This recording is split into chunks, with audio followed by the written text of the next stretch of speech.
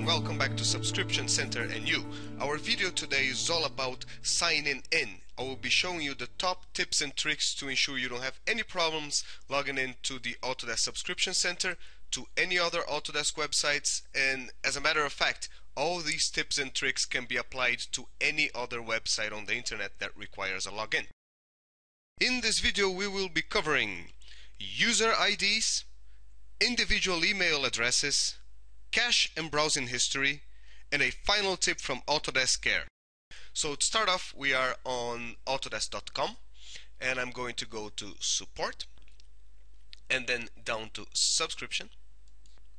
On the subscription main page, I am going to click on Subscribers Sign In on the top right corner. And here we are on the Sign In to Subscription Center page.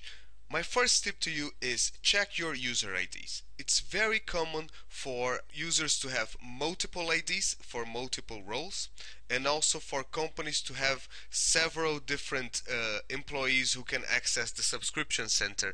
It's very common for us to see support cases when people are simply trying to log into the subscription center using a password that is not associated to the correct user ID. So make sure you're using the correct user ID and the correct corresponding password.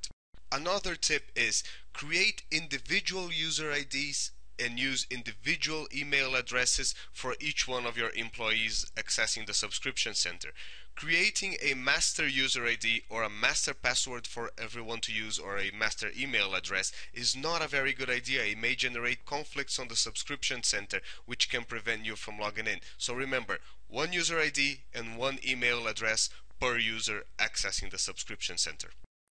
Our tip number 3, and this is very important, is clear your cache and delete your browsing history. The biggest cause for login failures on the internet, apart from forgotten passwords of course, is duplicated sessions created by browser cache and browsing history. The way to do this on Internet Explorer is you go to Tools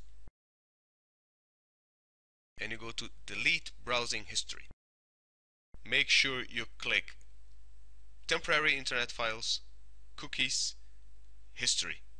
Also, if the subscription center is in your favorites, and we sure hope it is, make sure you uncheck this box that says Preserve Favorites Website Data, and you should be good to go. Now, it's always good to close and reopen your browser after having done this. Another tip is check if your browser is up to date. The way to do this on Internet Explorer is you're going to go to Tools again and go down all the way to Windows Update. Internet Explorer updates are done via Windows Update. You have to manually go and search for Windows Update in the browser and then make sure everything is up to date. If Internet Explorer is out of date, you should get an update to come up right here. My final tip for today, and this is just a personal preference, call me geeky if you will, I like to keep a browser only for logging into websites. So I'll use Internet Explorer, for example, for my day-to-day activities on the internet, and then whenever I need to sign on to a website, be it a bank or the subscription center or my personal online email account, I will open a different browser, for example Google Chrome, Safari or Mozilla Firefox, and I'll use that browser only for my logins. That way I won't be losing a lot of information or important data whenever I have to clear my cache and I have to delete my browsing history. This is something I like to do, but I tell you, it works every time.